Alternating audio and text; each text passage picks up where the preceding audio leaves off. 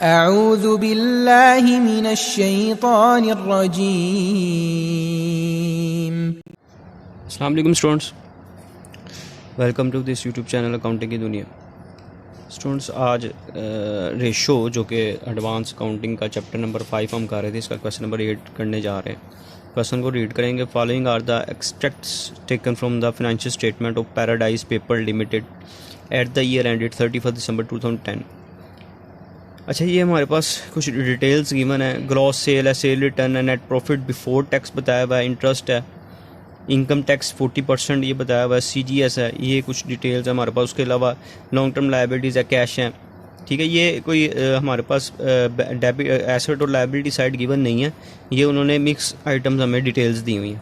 उसके बाद क्या हुआ था, कंपनी है 10,000 equity shares on 31 December 2010। Market value पर शेयर हमें बताई हुई है 25 है।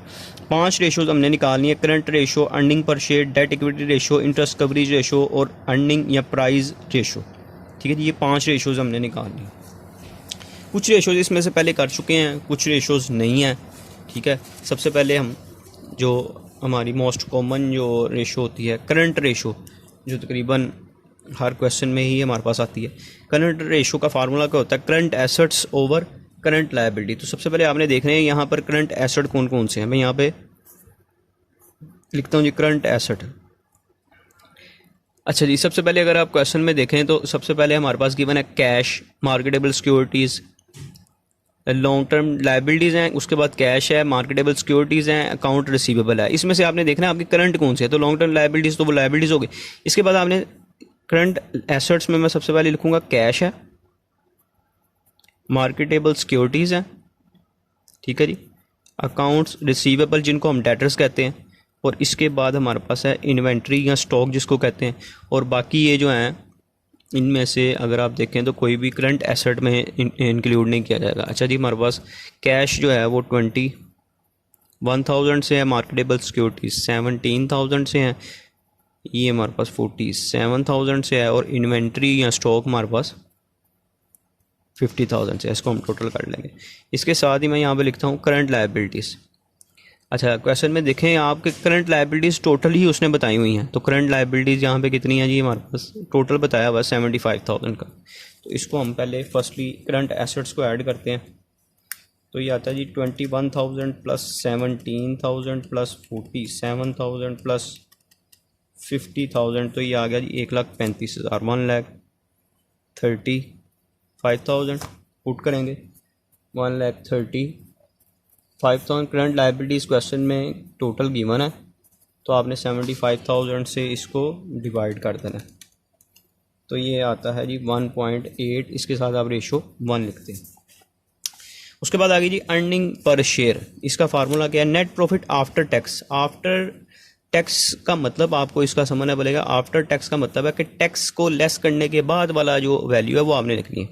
अगर आप क्वेश्चन में देखें तो नेट प्रॉफिट बिफोर टैक्स उसने दिया हुआ है। नेट प्रॉफिट बिफोर टैक्स हमारे पास गिवन है और वो है हमारे पास 50,000 का। और इसके नीचे ही साथ ही उसने बताया हुआ है कि आप जो टैक्स पे करते हैं वो 40% पे करते हैं। तो अगर हम 50,000 का ही 40% ले लें तो ये आता है जी 20,000। और अगर इसको हम इसमें से सब्ट्रैक्ट कर दें तो नेट प्रॉफिट आफ्टर टैक्स हमारे पास आ जाएगा 30,000। ये आ गया जी हमारे पास 30,000। और नंबर ऑफ़ शेयर क्वेश्चन में बताया मैं कि 10,000 शेयर इशूड है, तो हम यहाँ पे लिख देंगे 3 पर शेयर। ठीक है जी, 3 पर शेयर।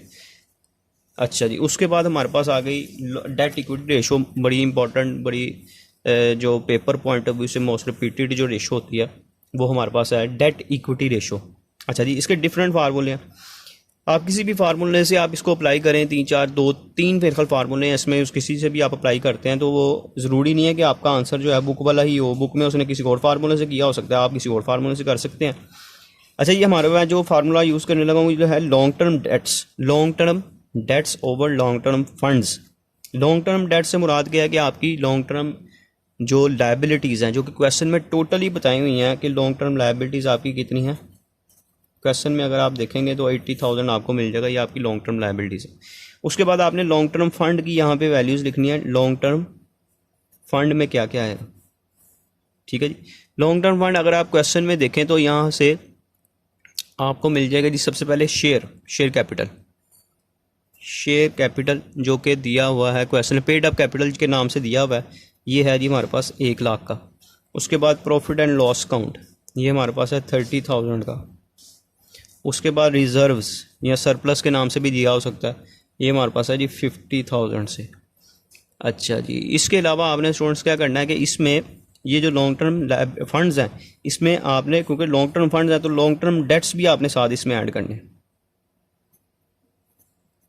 लॉन्ग टर्म लायबिलिटीज़ जो ऊपर क्वेश्चन में गिवन है 80,000 की, वो भी इसमें इसके साथ इंक्लूड होंगी। तो इसको अगर टोटल करते हैं हम 1 लाख प्लस 30,000 प्लस 50,000 प्लस 80,000 तो ये आता है जी 2,60,000। मैं फिर बता रहा हूँ कि आप इसको डिफरेंट फार्मूला से कर सकते हैं। टोटल डेट ओवर इक्विटी भी इसका फार्मूला है, तो आप इसके टोटल डेट्स ले लें, उसको टोटल इक्विटी में सिर्फ ये 3 चीज़ें आती हैं, ये वाली 3 चीज़ें, ठीक है। टोटल डेट ओवर इक्विटी से भी आप कर सकते हैं, ज़रूरी नहीं आपका आंसर क्वेश्चन की बुक के साथ मैच हो जाए, तो आप इसको किसी भी फार्मूले से कर सकते हैं। ये आ गया जी 0.307, ठीक है जी। इसके साथ भी रेशो 1 है, ठीक है जी। इसके बाद जो नेक्स्ट हमारे पास रेशो है interest coverage ratio, net profit before interest and tax. इसका मतलब समझे, net profit before interest and tax का मतलब है कि आपकी जो प्रॉफिट है वो इंटरेस्ट और टैक्स लेस करने से पहले वाला। अब क्वेश्चन में उसने बताया हुआ नेट प्रॉफिट बिफोर टैक्स, ये जो बिफोर टैक्स बताया हुआ है ना, इसका मतलब ये होता है कि इसमें से इंटरेस्ट लेस हो चुका है, यानी कि आप नेट प्रॉफिट बिफोर टैक्स भी कह सकते हैं इसको, और इसको आप नेट प्रॉफिट आफ्टर इंटरेस्ट भी कह सकते हैं, ठीक है। तो हमने क्या करना है, हम सबसे पहले लिख लेंगे नेट प्रॉफिट बिफोर टैक्स, ठीक है जी। इसमें से इंटरेस्ट माइनस हो चुका है, आपने इसमें इंटरेस्ट खुद ऐड कर देंगे तो आपके पास बिफोर इंटरेस्ट एंड टैक्स आ जाएगा। अगर इसको लिखें तो ये हमारे पास दिया हुआ है जी क्वेश्चन में 50,000, और इंटरेस्ट भी इसके साथ ही दिया हुआ है, वो उसने कहा 12,000 है। तो जब इनको ऐड करते हैं तो ये आ जाता है 62,000, और डिवाइडेड बाय इंटरेस्ट आप कितना पे करते हैं वो भी इसी पॉइंट में हमने ये लिखा है 12,000 इंटरेस्ट पे करते हैं। तो आपने इसको डिवाइड कर देना है 62,000 डिवाइडेड बाय 12,000, तो ये आ गया जी 5.167, ठीक है जी। ये इंटरेस्ट आ गया, इंटरेस्ट कवरेज रेशो। उसके बाद market value earning per share, market value of share अगर आप क्वेश्चन में देखें तो उसने क्वेश्चन में बताई हुई है कि 25 रुपीज़ मार्केट वैल्यू पर शेयर है, और अर्निंग पर शेयर आपने देखनी है। अर्निंग पर शेयर अगर क्वेश्चन में देखें तो वो हमने निकाली है बी पॉइंट में, वो हमारी आई थी 3।